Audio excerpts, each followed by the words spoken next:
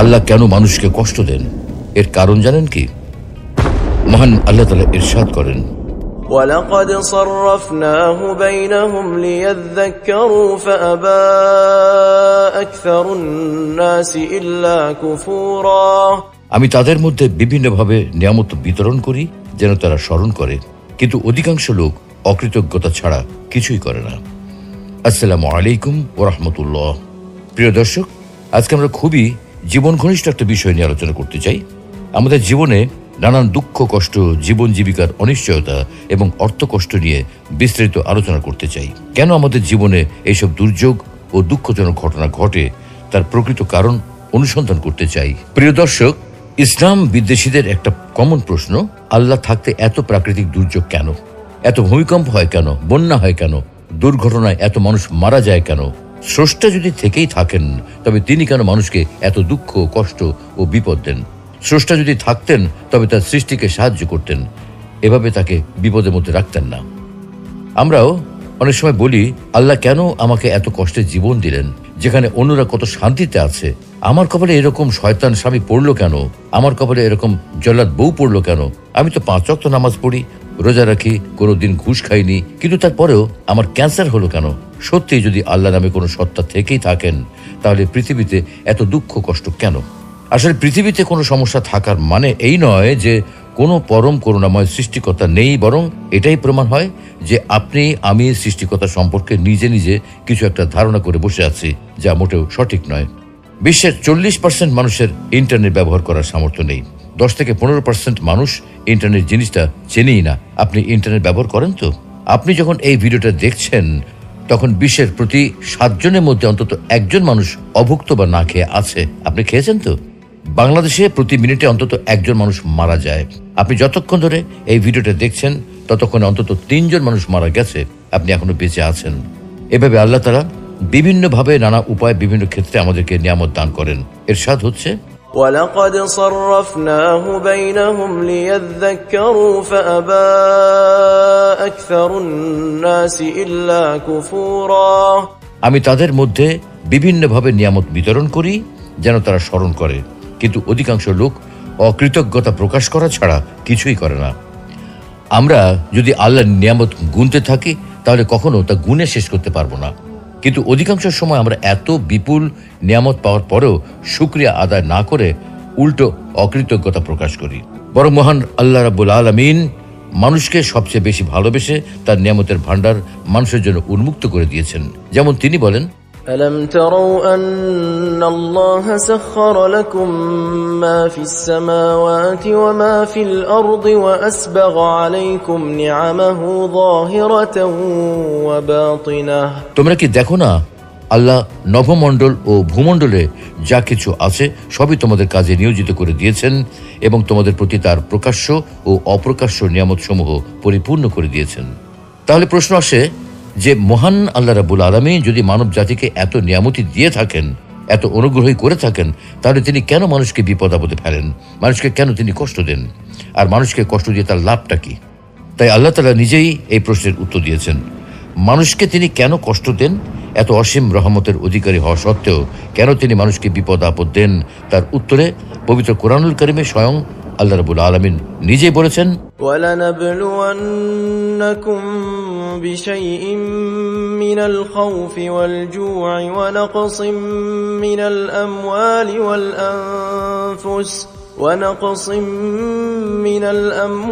وَالْأَنفُسِ وَالثَّمَرَاتِ وَبَشِّرِ الصَّابِرِينَ।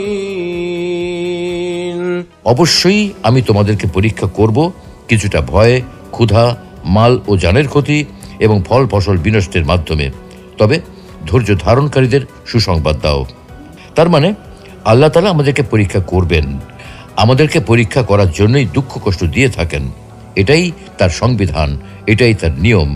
এই নিয়ম শুধু আমাদের ক্ষেত্রে প্রযোজ্য নয়, বরং পূর্ববর্তী উম্মতদের ক্ষেত্রেও তিনি এমনটাই করেছেন। ক্ষুধা, কষ্ট, ক্ষতি, বিপদ আপদ ও বালা মুসিবতের মাধ্যমে তাদেরকেও পরীক্ষা করেছেন। পবিত্র কোরআনে আল্লাহ বলেছেন, ولقد فتنا الذين من قبلهم فليعلمن الله الذين صدقوا وليعلمن الكاذبين। আমি তাদেরকেও পরীক্ষা করেছি যারা তাদের পূর্বে ছিল। আল্লাহ অবশ্যই জেনে নেবেন যারা সত্যবাদী, এবং নিশ্চয়ই তিনি মিথ্যুকদের ব্যাপারেও জেনে নেবেন। প্রিয় দর্শক, এতক্ষণের আলোচনা থেকে আল কোরআনের ভাষায় বলা যায়, নিশ্চয়ই আল্লাহ তাআলা আমাদের ঈমান পরীক্ষা করার জন্যই বিভিন্ন সময় আমাদেরকে বিপদ আপদ দিয়ে থাকেন। তাফসীর ইবনে কাসিরে সূরা বাকারার 155 নম্বর আয়াত এর ব্যাখ্যা করা হয়েছে এইভাবে যে নিশ্চয়ই আমি তোমাদেরকে ভয় ও ক্ষুধা এবং ধন সম্পদ, জীবন ও ফল ফসলের ক্ষয়ক্ষতি দ্বারা পরীক্ষা করব, তবে ধৈর্যশীলদের সুসংবাদ প্রদান করো। অর্থাৎ এই আয়াতের মাধ্যমে আল্লাহ তাআলা ঘোষণা করেছেন যে তিনি অবশ্যই বিপদ আপদের মাধ্যমে নিজ বান্দাদের পরীক্ষা করেন। তবে যখন মুমিনগণ ধৈর্য ধারণ করার মাধ্যমে এই পরীক্ষায় উত্তীর্ণ হয়, তখন তারা প্রতিদান পেয়ে থাকেন। যেমন অন্য আরেক আয়াতে আল্লাহ বলছেন, وَلَنَبْلُوَنَّكُمْ حَتَّى نَعْلَمَ الْمُجَاهِدِينَ مِنكُمْ وَالصَّابِرِينَ وَنَبْلُوَ أَخْبَارَكُمْ। আমি অবশ্যই তোমাদেরকে পরীক্ষা করব যতক্ষণ না আমি জেনে নেই যে তোমাদের মধ্যে কে জিহাদকারী ও ধৈর্যশীল, এবং আমি তোমাদের কার্যাবলী পরীক্ষা করি। আল্লাহ তাআলা মানুষকে কখনো পরীক্ষা করেন উন্নতি ও মঙ্গলের দ্বারা, আবার কখনো পরীক্ষা করেন অবনতি, অমঙ্গল, ভয় ও ক্ষুধা তথা অভাব দ্বারা।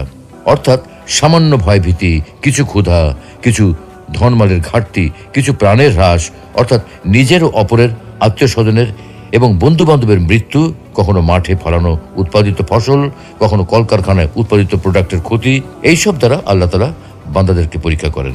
কিন্তু যারা এতে ধৈর্য ধারণ করেন তাদেরকে তিনি উত্তম প্রতিদান দান করেন। আর অসহিষ্ণু, অধৈর্য, তাড়াহুড়াকারী এবং নৈরাশ্যবাদীদের উপর শাস্তি অবতীর্ণ করেন। আর এজন্যই তিনি বলেন, আর ধৈর্যশীলদের সুসংবাদ প্রদান করো। কোন কোন মুফাসসির বলেন, এই আয়াতে ভয় দ্বারা মহান আল্লাহর ভয় এবং ক্ষুধা দ্বারা সাওম উদ্দেশ্য, আর কিছু ধন সম্পদের ঘাটতি দ্বারা যাকাত উদ্দেশ্য, কিছু প্রাণের হ্রাস দ্বারা রোগ ও দুর্ঘটনায় মৃত্যু উদ্দেশ্য, এবং ফল ফসলের ক্ষয়ক্ষতি দ্বারা সন্তান সন্ততির ক্ষতির উদ্দেশ্য। এইসব উক্তির বিষয়ে আমাদের হয়তো আরও গবেষণা করা প্রয়োজন। কিন্তু একটা বিষয় খুবই পরিষ্কার, পরীক্ষা করা ব্যতীত এবং পরীক্ষা পাশ হওয়া ব্যতীত আল্লাহ তাআলা সাধারণত কাউকে কোনো পুরস্কার দান করেন না। বিপদ আপদে আল্লাহর উপর নির্ভরশীলতার উপকারিতা।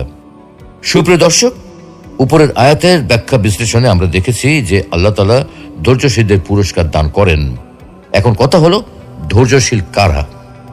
ধৈর্যশীলদের পরিচয় বর্ণনা করে আল্লাহ নিজে ঘোষণা দিচ্ছেন যে এই সব লোক তারাই যারা সংকট, সংকীর্ণতা ও বিপদ আপদের সময় ইন্না লিল্লাহ পড়ে এবং একথার দ্বারা নিজেদের মনকে সান্ত্বনা দেয় যে সেটা করার অধিকার আল্লাহর আছে। তখন বান্দার এই উক্তি ও মনোভাবের কারণে তার উপর আল্লাহর রহমত, দয়া ও অনুগ্রহ অবতীর্ণ হয়। সে শাস্তি হতে মুক্তি লাভ করে এবং সুপথ প্রাপ্ত হয়। আমিরুল মুমিনিন ওমর ইবনে খাত্তাব রাদিয়াল্লাহু তাআলা আনহু বলেন, সম্মান অর্জনের জন্য দুটি জিনিসের প্রয়োজন, একটি হলো সালাত আর একটি হলো রহমত। কিন্তু এই দুটির একটি মধ্যবর্তী জিনিস রয়েছে, আর সেটা হলো হিদায়াত। এগুলি ধৈর্যশীলরা লাভ করে থাকেন।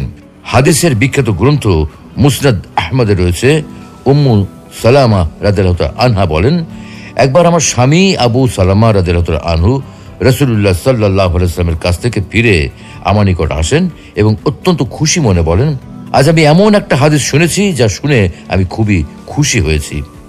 যখন কোনো মুসলিমের উপর কোনো কষ্ট ও বিপদ পৌঁছে এবং সে ইন্না লিল্লাহ পড়ে ও এই দোয়া পাঠ করে, তখন আল্লাহ তাকে অবশ্যই বিনিময় ও প্রতিদান দিয়ে থাকেন। আল্লাহুম্মা আজিরনি ফি মুসিবাতি ওয়াখলুফ লি খায়রাম মিনহা। হে আল্লাহ, আমাকে মুসিবতের সময় ধৈর্য ধরার শক্তি দান করুন এবং এর পরিবর্তে উত্তম প্রতিদান দান করুন।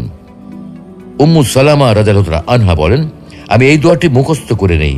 অতঃপর আবু সালামা রাদিয়াল্লাহু তাআলা আনহার ইন্তেকাল হলে আমি পাঠ করি, ইন্না লিল্লাহি ওয়া ইন্না ইলাইহি রাজিউন, এবং এই দোয়াটি পড়ে নেই। কিন্তু আমার ধারণা হয় আবু সালামা রাদিয়াল্লাহু তাআলা আনহার চেয়ে ভালো স্বামী আমি আর কাকে পাবো। কিন্তু বাস্তবতা হচ্ছে, আমার ইদ্দত শেষ হওয়ার পর রাসূলুল্লাহ সাল্লাল্লাহু আলাইহি ওয়াসাল্লাম আমাকে বিয়ে করার ইচ্ছা প্রকাশ করেন। প্রস্তাব পেয়ে আমি বললাম, এটা তো আমার জন্য বড়ই সৌভাগ্যের ব্যাপার, কিন্তু আমার কিছু সমস্যা আছে। প্রথমত, আমি একজন অভিমানী নারী। না জানি এর কারণে কখন আমি আপনার অপছন্দের কোনো কাজ করে ফেলি, না জানি এর কারণে আল্লাহর নিকট আমার শাস্তি হয় নাকি। দ্বিতীয়ত, আমি একজন বয়স্কা নারী। তৃতীয়ত, আমার প্রাক্তন স্বামীর ঘরে ছেলে মেয়ে রয়েছে। তখন রাসূলুল্লাহ সাল্লাল্লাহু আলাইহি ওয়াসাল্লাম বলেন, দেখো, মহান আল্লাহ তোমার অভিমান দূর করে দেবেন, আর আমার বয়সও তো কম নয়, এবং তোমার ছেলে মেয়েও যেন আমারই ছেলে মেয়ে। আমি এই কথা শুনে বললাম, হে মহান আল্লাহ রাসূল, তাহলে আমার কোনো আপত্তি নেই। অতঃপর মহান আল্লাহর নবীর সাথে আমার বিয়ে হয়ে যায়, এবং মহান আল্লাহ সেই দোয়ার বরকতে আমার পূর্ব স্বামীর চেয়ে উত্তম স্বামী অর্থাৎ রাসূলুল্লাহ সাল্লাল্লাহু আলাইহি ওয়াসাল্লামকে দান করেন। আবু সিনান রহমতুল্লাহ আলাইহি থেকে বর্ণিত, তিনি বলেন, আমার ছেলে সিনানকে আমি দাফন করলাম। কবরের কিনারায় আবু তালহা আল খাওলানি রহমতুল্লাহ আলাইহি বসা অবস্থায় ছিলেন। কবর হতে আমি যখন উঠে আসতে চাইলাম, তখন আমার হাত ধরে তিনি বললেন, হে আবু সিনান, আমি কি তোমাকে একটা সুসংবাদ দেব না? আমি বললাম, অবশ্যই দিন। তিনি বললেন, রাসূলুল্লাহ সাল্লাল্লাহু আলাইহি ওয়াসাল্লাম বলেছেন, কোন বান্দার কোন সন্তান মারা গেলে আল্লাহ তাআলা ফেরেশতাদের প্রশ্ন করেন, তোমরা কি আমার বান্দার সন্তানকে ছিনিয়ে আনলে? তারা বলে, হ্যাঁ। পুনরায় আল্লাহ তাআলা প্রশ্ন করেন, তোমরা কি তার হৃদয়ের টুকরাকে ছিনিয়ে আনলে? তারা বলে, হ্যাঁ। পুনরায় তিনি প্রশ্ন করেন, তখন আমার বান্দা কি বলেছে? তারা বলে, সে আপনার প্রশংসা করেছে এবং ইন্না লিল্লাহি ওয়া ইন্না ইলাইহি রাজিউন পাঠ করেছে। এটা শুনে আল্লাহ তাআলা বলেন, জান্নাতের মধ্যে আমার এই বান্দার জন্য একটি ঘর তৈরি করো এবং তার নাম রাখো বাইতুল হামদ, প্রশংসালয় বা প্রশংসার ঘর। কারণ এই ঘরের অধিবাসী বান্দা বিপদে পড়ার পরেও আমার উপর ভরসা রেখেছে এবং আমার প্রশংসা করেছে। প্রিয় দর্শক, এতক্ষণ ধরে আমরা যে সকল আয়াত ও হাদিস উল্লেখ করেছি, সেগুলো থেকে সুস্পষ্টভাবে বোঝা যায় যে আল্লাহ তাআলা আমাদেরকে পরীক্ষা করবেন বিভিন্ন বিপদ, দুঃখ, কষ্ট, ক্ষতি ইত্যাদি দিয়ে। আমাদের পূর্বে যেসব মানুষ ছিল, যেসব উম্মত এসেছিল, তাদের সবাইকেই আল্লাহ তাআলা কোনো না কোনোভাবে পরীক্ষা করেছেন। আমাদেরকেও তিনি কোনো না কোনোভাবে পরীক্ষা করবেন। আমাদেরকে সেই পরীক্ষায় উত্তীর্ণ হতে হবে।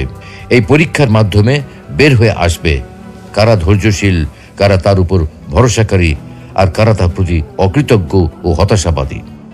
আমরা যদি এই পরীক্ষায় উত্তীর্ণ হতে পারি, তবে পুরস্কার হিসেবে রয়েছে জান্নাত, আর না হতে পারলে জাহান্নাম।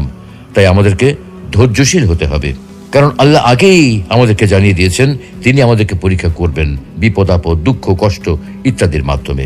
যেহেতু আমাদেরকে আগে পরীক্ষা করার কথা জানিয়ে দেওয়া হয়েছে, তাই আমাদেরকে সেই পরীক্ষাতে উত্তীর্ণ হতেই হবে।